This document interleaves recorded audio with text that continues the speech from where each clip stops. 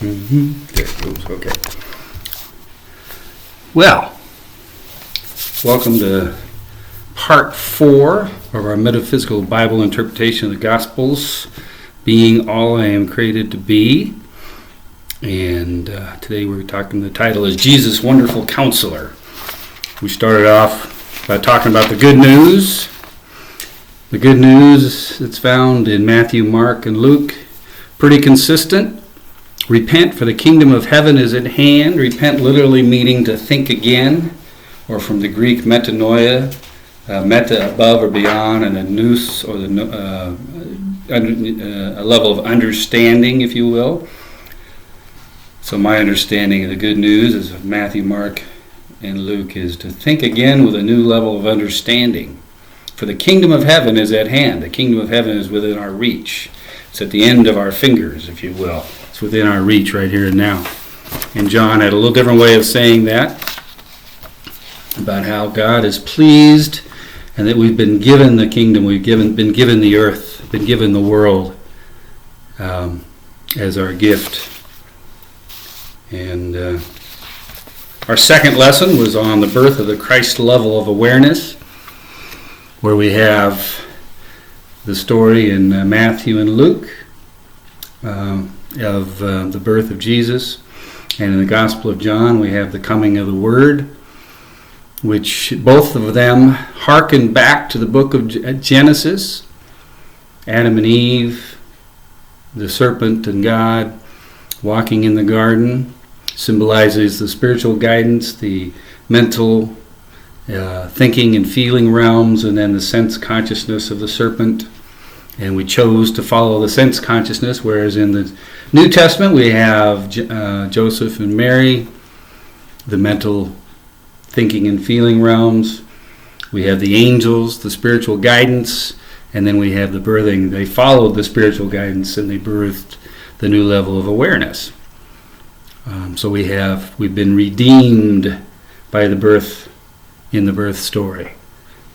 We have no longer looking to the outer world as our source of sustenance, our source of being, but looking towards the inner consciousness for our source of being. And that is the birth of the Christ level awareness, where we realize that we are one with God, that we are coming into a conscious awareness of that presence and that power of God and all that we do, all that we say, all that we are.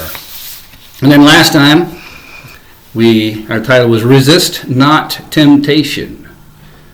Resist not temptation. Do not resist evil. Give to those who despitefully use you. If somebody asks for your coat, give them your cloak as well. If they ask you to go 1 mile, go 2 miles. We could look at the Roman law of the time that would require the first part of that. And then Jesus is saying, go the extra mile. Go turn the other cheek. Go beyond what is required of you. So resist not temptation. So it's only by going through these temptation experiences. We talked about Jesus in the wilderness being tempted of the devil. And we're always tempted. Satan is not something that's separate from us. It's that consciousness that tempts us or tests us, that wants us to believe that there's something other than God and that we can be masters of the world, if you will, that we are above the physical consequences of the laws of physics, that we are somehow greater than others. If we're less than or greater than someone else, then our ego is in charge. Now, if we believe we're better than or less than, that's the ego. When we recognize that we are one with all, one with God, one with each other, that's the Christ consciousness coming through. So resist not temptation. The only way out is through. The only way out is through. So we have to work through. Now this is a thematic study of the Gospels. There's a very short history. The Gospels happen over a very short period of time. John's the only one that kind of gives us an idea that possibly Jesus' ministry lasted for about 3 years. The other Gospels, it's kind of hard to tell from the stories that they tell. But so a historical study like we did with the Old Testament doesn't really apply with the New Testament. So we take a look at a thematic. So we've looked at the good news, we've looked at the birth of the Christ level awareness, and we've looked at non-resistance, which is a basic unity principle, basic spiritual principle. Non-resistant, to be non-resistant to our good, to be not, because it's all good, it's all God. And so when we resist it, we make it evil, we make it bad. We accept it by resisting it. And then it becomes whatever it is we decide it's going to be. So now we come into some of the basic teachings of Jesus. Jesus, wonderful counselor. And I take that title from the book of Isaiah. He says, his name will be called Wonderful Counselor, Mighty God, Everlasting Father, Prince of Peace. That's from Isaiah 9:6. The ministry of Jesus of Nazareth was one of a counselor or a healer and a rabbi or a teacher. He not only healed us and showed us to heal ourselves, but he taught us to, quote, do the works that I do, and greater works than these shall you do, from John 14:12. As a spiritual counselor, he worked with three basic premises. One, the individual is whole and complete just as they are. There's nothing to fix. He never said that I healed you. He said, your faith has made you well. As you believe, so be done it unto you. Here in chapter 14 of the Gospel of John, it says, truly, truly, I say to you, he who believes in me will also do the works that I do, and greater works than these will he do, because I go to the Father. Whatever you ask in my name, I will do it, that the Father may be glorified in the Son. If you ask anything in my name, I will do it. Now,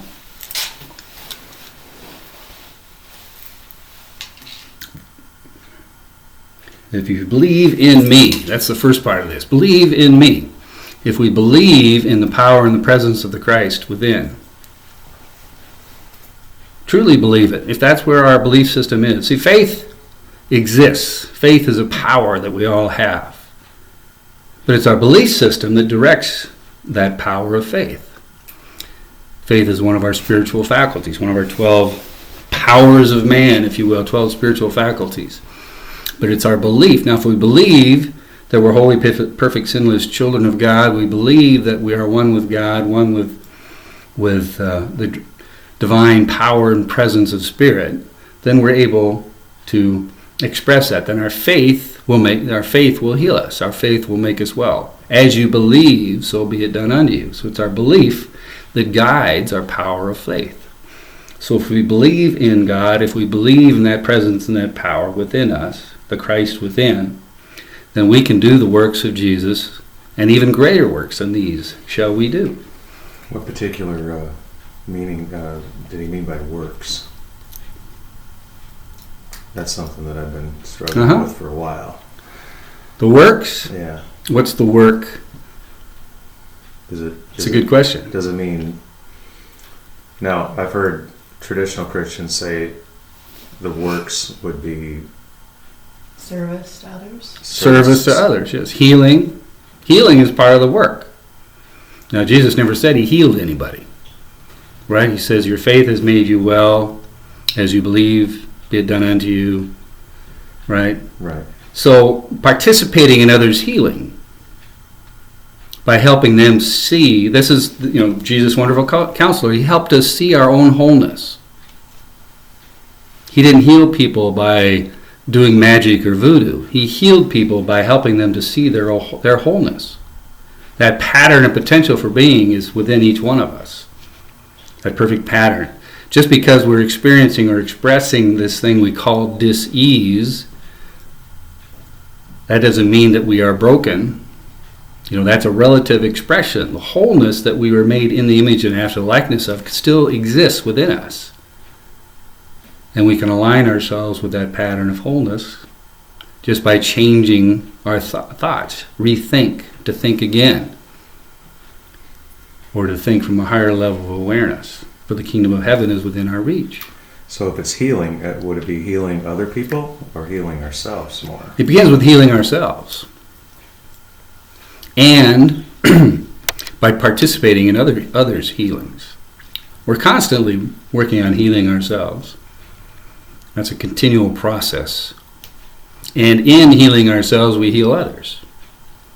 And in healing others, we heal ourselves. Because we're one. There's no separation between the two. We're whole and complete. Not separate wholenesses. You're a whole over there and I'm a whole over here. But we are a whole as one.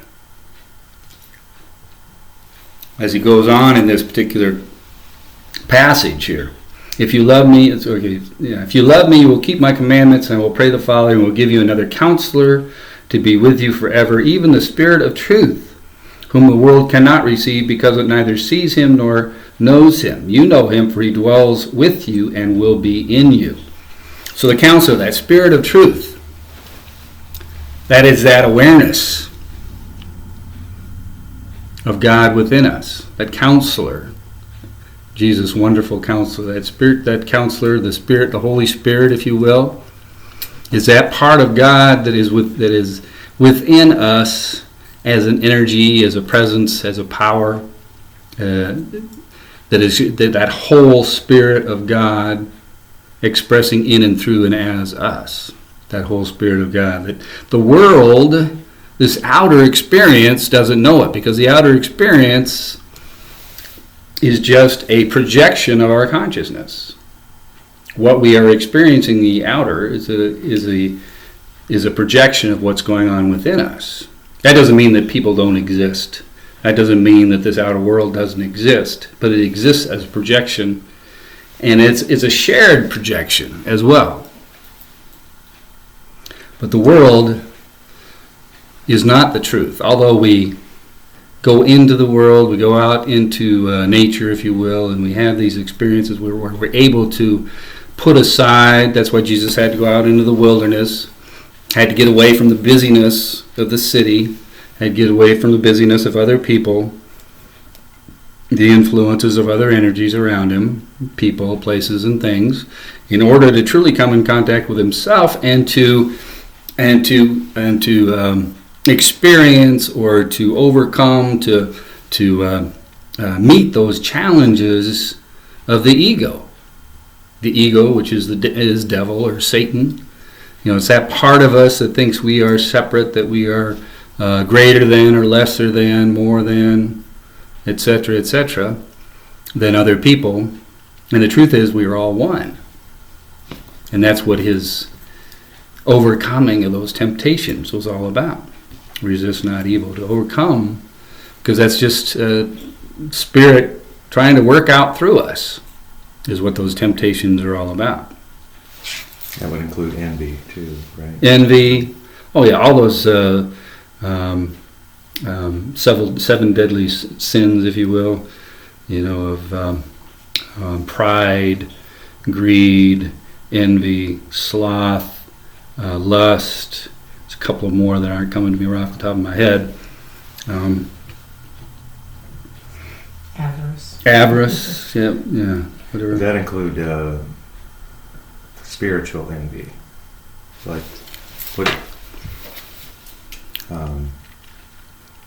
what if you were envious of someone else's gift, their unity? Well, it's the same thing, yeah. But it would still come Envy. from personality or your individually. Mm-hmm. Okay. Right. Yeah. I mean, that's all the ego getting in our way. The ego makes a wonderful servant but a lousy master. I mean, we have to work within this world and do what it is ours to do. And it takes an ego, because the ego is our outer personality. In unity terms, it's a personality. In psychological terms, it's the ego. It's that everyday interaction with the world part of us. We have the superego, which is our spiritual awareness, and we have the id, or the subconscious, which is memory and contact underneath the surface.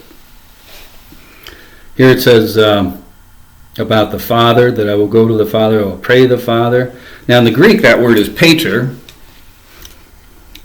which we interpret as father. It also has an element of parent, because in most languages, other than English, parents, or our source, is the male form of the language, just because they're male-dominated cultures and that the languages are male-dominated. And so he's not necessarily saying father in the sense of our male parent, but father as the source of our being, like in the Aramaic versions, especially it's Abun, where he says, "Our Father which art in heaven." He says, "Abun deshmeya." Abun includes the root ab, from which comes Abba, which literally means Papa. But the womb is a feminine expression. So we have the ab, which is masculine, the womb, which is a feminine. So that abun, that concept of father, is not just male and not just female, but essentially the creative forces that come together to create our lives. And so when he's saying Father here, when I go to the Father, anytime he says I pray to the Father, pray, that word pray, slotha, includes that element of setting a trap. Prepare ourselves. So prayer is about preparing ourselves to receive God, or to receive that spiritual consciousness, that creative energy that is available for us, that he calls the Father.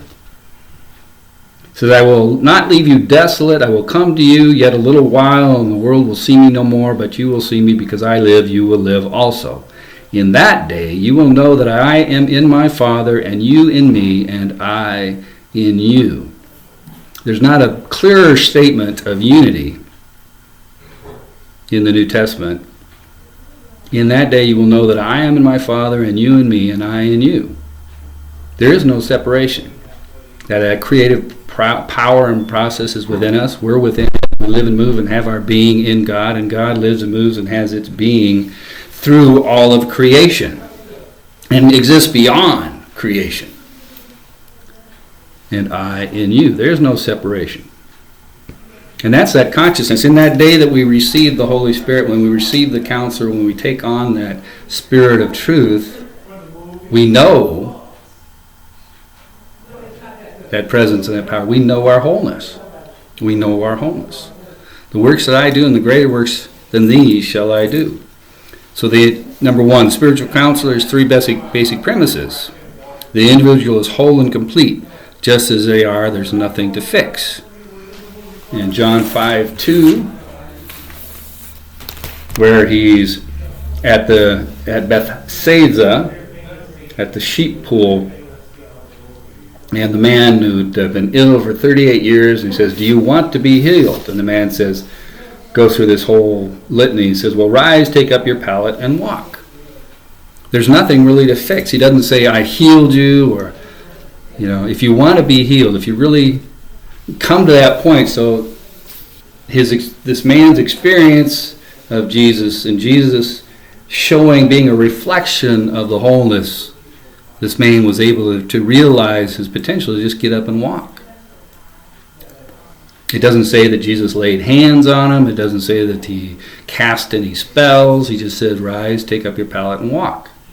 And the man was so motivated, saw the reflection of his wholeness. I like to think sometimes maybe he looked in Jesus' eyes and saw the reflection of his wholeness.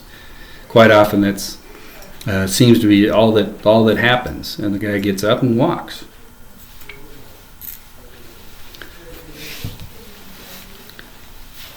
The second of the basic premises is that the Christ within each individual desires perfect expression. That the Christ within each individual desires perfect expression, that Christ being that perfect pattern and potential for being that's within each one of us. In John 10:31, he says, "Ye are gods." That each of us, he repeats from the Psalms, that ye are gods, that we each have within us that God within. And then again from John 14:20, where he says, "In that day you will know that I am in you, and In that day we will know I'm in the Father, you in me, and I in you, that we are one. That Christ within is that perfect pattern potential for being. So first off, we're whole and complete just as where we are, that the Christ within us desires perfect expression, and that guidance is not rationally or logically determined, but is intuitively or divinely directed. John 3:1-5, where he's speaking. Let me get to that again. Where he's speaking to Nicodemus. And he says, truly, truly, I say to you, unless one is born anew, he cannot see the kingdom of God. To be born anew. Be born anew, which essentially means be born from a higher realm. He says be born of spirit and of truth. So it's not the worldly ways. We can't reason it out. We can't logically understand it. We do. We try. Right? We spend a lot of time reading books and having these intellectual discussions and Can I sit? doing all the things that we do. Yeah. Come on in. Thank you.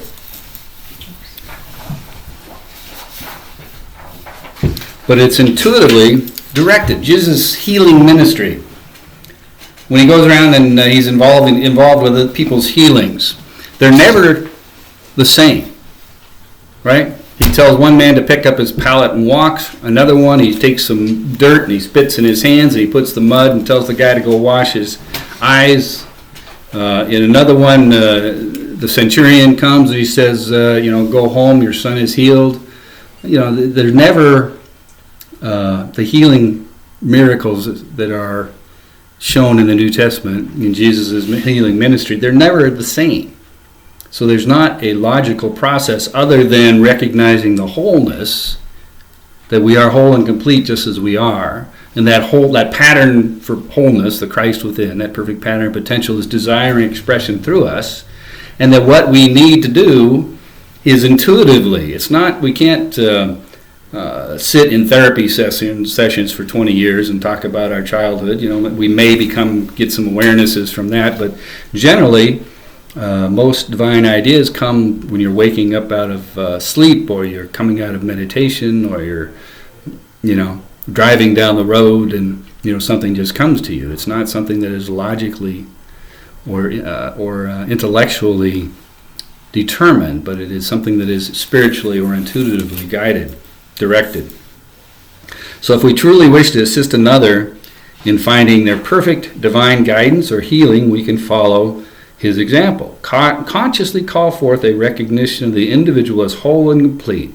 Affirm the individual's perfect expression of their infinite potential and encourage their own intuitive knowledge of the solution to their desired good. So that's our formula for working with others, if you will. Consciously call forth a recognition of the individual as whole and complete. That's our job in ourselves. So if we're looking at somebody as sick, that they're broken, then we're just reaffirming their sickness and their brokenness. So as spiritual healers, our job is to see beyond the appearances of sickness, of brokenness, to the reality of that perfect whole expression within them.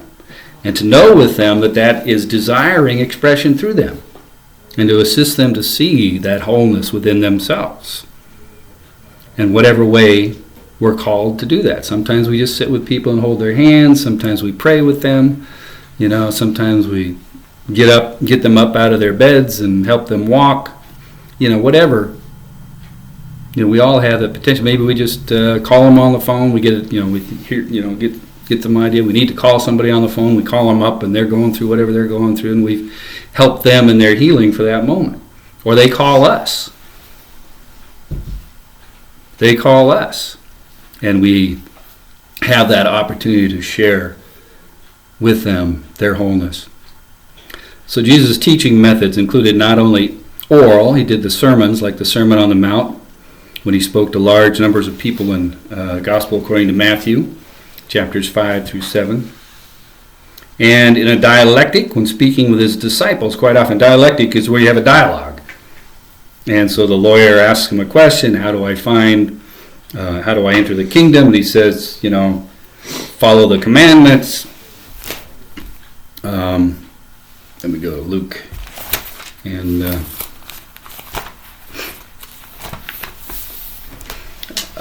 what do I have to do to inherit eternal life? And he says, what is written in the law? And you shall love the Lord your God with all your heart, with all your soul, with all your strength, with all your mind, and your neighbor as yourself. And he says, you have answered right, do this, and you will live. But he, the lawyer, once again desiring to justify himself, asked Jesus, and who is my neighbor? And then Jesus goes on with the tale of the Good Samaritan. And the Samaritan, if you know the story of the Samaritans were the mixed people of the northern kingdom of Israel after the Assyrians had taken most of the people off. Their pattern for conquering and maintaining their empire was to take people from one place and mix them up with others and bring others into the new conquered territory, so that there would be no strength in numbers, that they would not have be able to rise up against their rule. And so the Samaritans were a mixed race. So it would be kind of like in the 50s if, what was that guy's name? Anyway, it's the southern governor in the George Wallace in the 50s, 60s, early 60s, whatever, 60s, yeah. Going out and helping someone of color. If it just wasn't going to happen. He was a superior race, if you will, and the people of color were considered inferior, and that's the same way here. The Samaritan was considered inferior. But when the guy's hurt, what happens? Well, a priest passes him by, a Levite passes him by, but the Samaritan helps him. And he says, okay, which of these three do you think proved neighbor to the man who fell among the robbers? And so it's the one who showed mercy, the Samaritan. So we get the story of the Good Samaritan without understanding really what that means. The Good Samaritan, the person who was thought of to be lesser than, actually turned out to be greater than. So, a teaching story that what came from a dialectic, from a conversation between. So he would show that in his healing too, because there's a story of a Canaanite woman and then it also turns into a Syro-Phoenician woman in the next story. And the Canaanite would be and the centurion's son, a Roman. Yeah. Well, the complicated one though is, what about the blind guy that doesn't know who he is? Jesus heals his blindness, and he doesn't know that later on the Jewish hierarchy comes down. Right. Didn't know who Jesus was. Right. Yeah. Who healed him. Right. So how do we explain that? He didn't recognize the Christ, but yet he got healed anyway. Mm-hmm. So. Because out of goodness. Well, the Christ within. He didn't have to recognize the Christ Jesus. He did it. He does afterwards, though. Right. He sees him somehow. Because it wasn't the man who healed him. It was the power of the Christ within that did the healing. Tell no one that I healed you. That's what he says. Right. Because he doesn't take credit for any of the healings. Because he knows it's not him doing the work. But it's the Father within who does the works. It's the Father within. So he has sermons where he talks in long dialogues. He has dialectics where he's talking with individual disciples and also by example. He also demonstrated where they talk. He used similes, talking about children. No one shall enter the kingdom unless they become like a little child. What does it mean to become like a little child? Children are innocent. They don't have any preconceived notions. We have to give up all our preconceived notions in order to enter the kingdom. We have to have to simplify our thinking and not make things so complicated. The metaphor, the analogy, the parable, all are very similar, talking about the vine. I am the vine, you are the branches. He has, in chapter 13, he has all these parables about the seeds, and we'll be talking about that in another, in the 7th lesson here. And starting next lesson, we're going to be talking about the Beatitudes and the Sermon on the Mount, talking about being happy and how to pray. But he especially utilized the parable, and these are earthly stories with heavenly meanings. They not only make the lesson concrete and interesting, but drive home the message so that anyone can derive meaning. Upon study and reflection, many levels of meaning can be derived from each story. They involve common experiences for the people to whom he spoke, so that they might easily relate to the characters and events. And a few masters through history, notably Lao Tzu, Buddha, and Socrates, have woven such depth of understanding and expression into their teachings. So these earthly stories of heavenly meaning, with heavenly meanings, the parables. And in Mark it even says that he did not speak without a parable. In fact, we think that his whole life was a parable. That's how we understand those comments that are being made about, he did not speak without a parable. So everything he says has a deeper meaning beyond the literal. The literal is the earthly story, but there is a parable. The parable means that it's has a heavenly meaning, that there's a deeper level of understanding. And in Unity we talk about metaphysically understanding, to understand above and beyond the physical or beyond the literal. And it tells us in here that directly that basically everything that Jesus said and did that is recorded is a parable. That everything has a deeper meaning to I it. learned something this week on that. The Lazarus story in John. Right. Starts out as a parable in Matthew. That's the only other place that the name Lazarus starts out. So if you really want to get the deeper meaning of the Lazarus raising, you have to go back and read the parable about Lazarus, and then you'll understand what that miracle is actually about. Mm-hmm. Yeah. Mm-hmm. Oh, don't make me wait. Give it to me. Yeah, just spell it out. Yeah, just spell it out.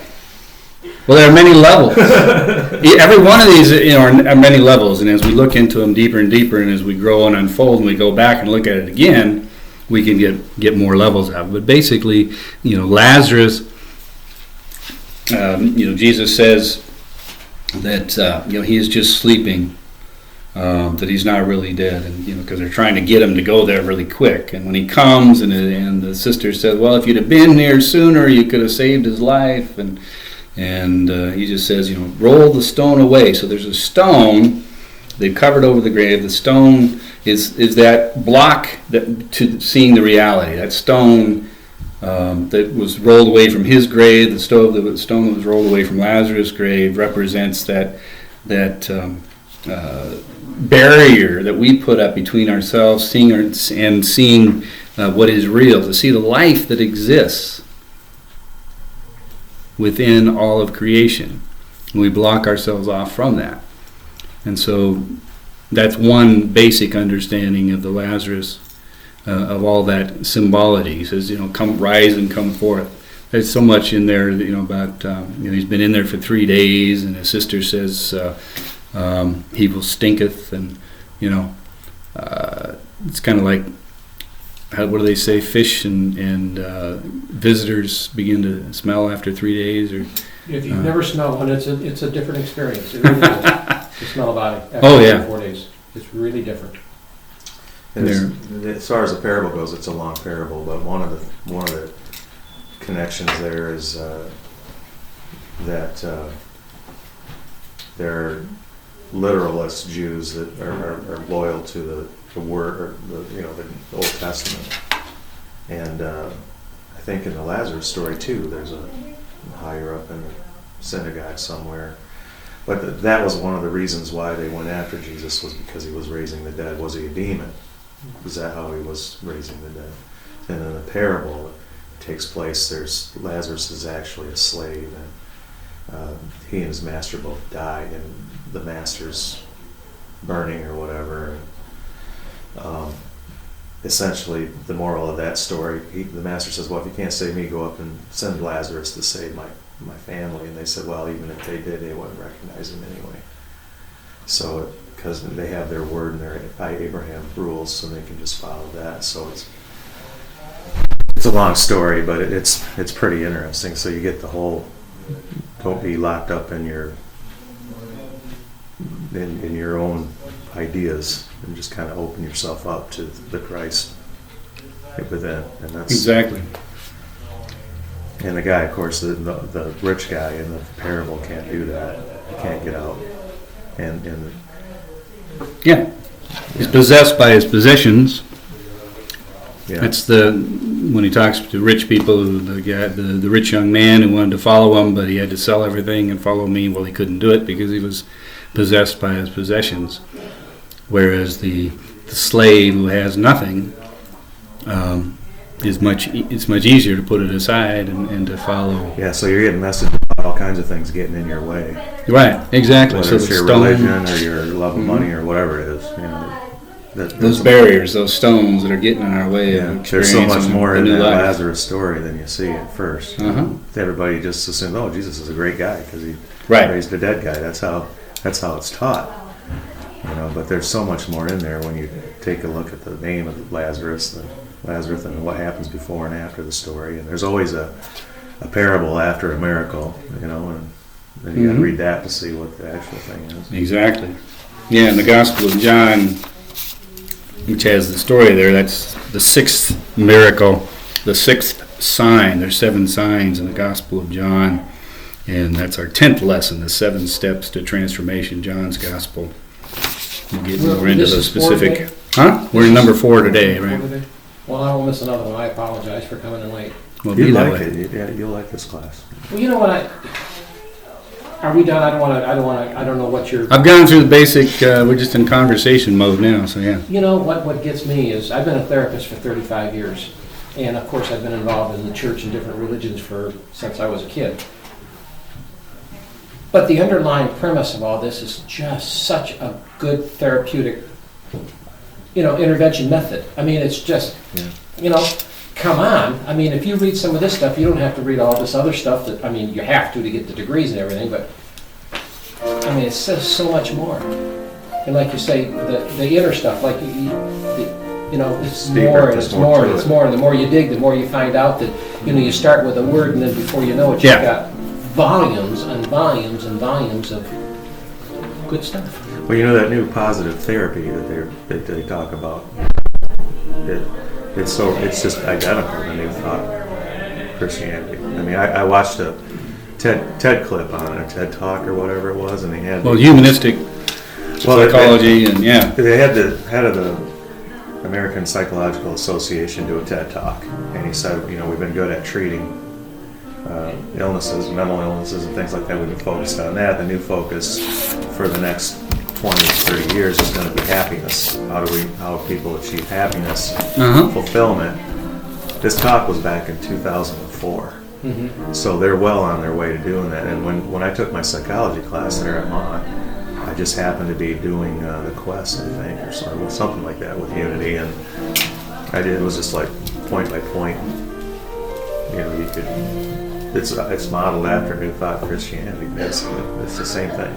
And if you go back, Well, it evolved kind of side by side. Yeah, they just use different. They use different terminology. Ego. Yeah. There's Freudian, which is the abnormal psychology. What's wrong with us? And then there's Jung, which is more the development of consciousness. Yeah. Well, he was young. He was a mystic Oh yeah. Christian. So there you go. That's Dr. Norman Vincent Peale wrote a book a long time ago with The Power of Positive Thinking, and I've used that a number of times with clients. And the hardest thing for me with clients, obviously, is listening to what they're really saying, is to get them to think positive. Norman Vincent Peale wrote that book after spending time in Kansas City with Charles Fillmore. He heard Charles Fillmore speaking on the radio and said, I got to go listen to this guy. And he spent time with Charles Fillmore, and he worked with that material for a few years, and then he wrote the book, Power of Positive Thinking. Norman Vincent Peale was at the dedication at the groundbreaking. This was at the year I was ordained in 1989. Norman Vincent Peale was at the groundbreaking for the new Silent Unity building. And I was part of that ceremony and was there with Dorothy Pearson and Norman Vincent Peale, and I'm trying to remember if it was Howard Caesar or which one of those guys. See, those side stories to me are just Yeah. just like this, you know?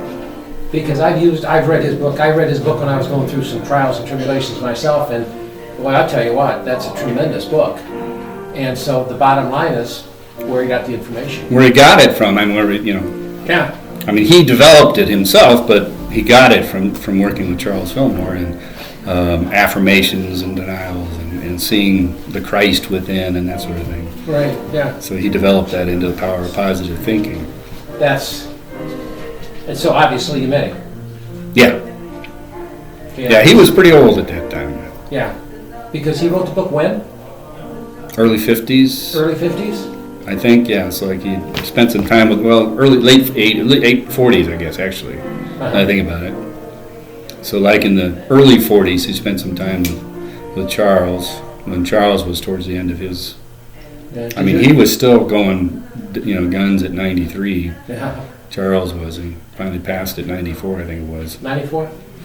Yeah, it's a great book. That would have been, what? He was born in 54, so it would have been 48 was when he passed. What book is it that you're talking? Power of Positive Thinking by Dr. Norman Vincent Peale. Okay. Yeah. Yeah, and there's a follow-up to that too. Isn't there a follow-up book that he wrote after that? Somebody, Oh, yeah, he had I mean, I that's, can't remember right offhand, but yeah, what it was, but yeah. But that was, yeah. Yeah. I'm surprised we don't have it. and then We don't have it out there? Robert Schuller was a student of Norman Vincent Peale's, and Yes. a lot of these guys out there that are not, were students of Robert Schuller, that are out there now, evangelists, and the ones that sound like unity, like what's his name out there in Houston, Holstein? Olstein. Oh, It was so funny. I saw him on some show I was watching, Stephen Colbert or something like that, and his newest book is The Power of I Am. I mean, that's his newest thing. So it's like, okay, well, you could go back and you read Lessons in Truth, or you can read Christian Healing, or you can read, just about everything out of unity and get the same message, Just told in a different way. just told in a little different way. So now all of a sudden it's something new, that yeah, it's new that's been around for, something that's been around forever. yeah, forever. Yeah, I mean, at least it's Jesus who talked about the I am. Yeah.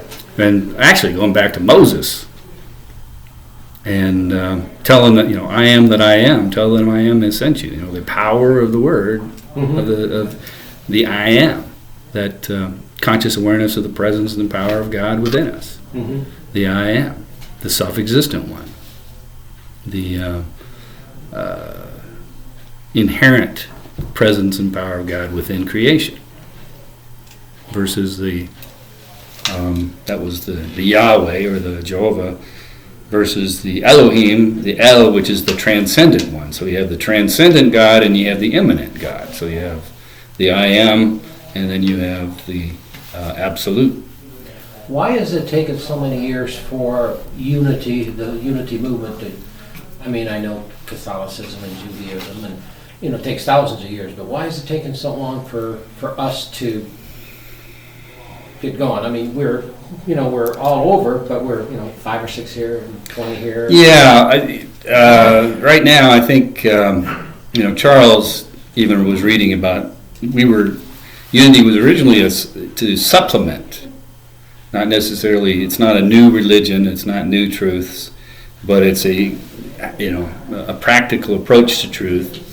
And he actually saw that we would work ourselves out of a job within 100 years or so, which is, I think, considering the Joel Osteen and Wayne Dyer and all these psychologists and sociologists and political leaders and other religious leaders are taking on the teachings. It's up to us to start thinking about, well, what's the next level that we need to be leading towards? What's the next level? And it's not looking to others, but looking for that spiritual guidance of what exists within. We took from Spinoza and from, trying to remember all the names of people through the years, from Jesus on up. that took these teachings, these metaphysical teachings, these etheric, what's the word I'm looking for? Anyway, the hidden meanings have been postulated through the centuries by different writers. I mean, there's still. I'm trying to remember some of these names. It was the Transcendentalist movement with Whitman and Emerson and others who were writing back in the late 1700s and early 1800s that motivated some of the folks that started the New Thought movement and that unity popped out of within, like religious science, the science of mind, and divine science, and some of these other spiritual life centers they call themselves now. If you also think about it, we don't really believe in a hell to go to, so you don't have guilt for not going to church. And Yeah. Morning. Morning. Hey, Paul. Yeah, you know what? Funny you should say that then.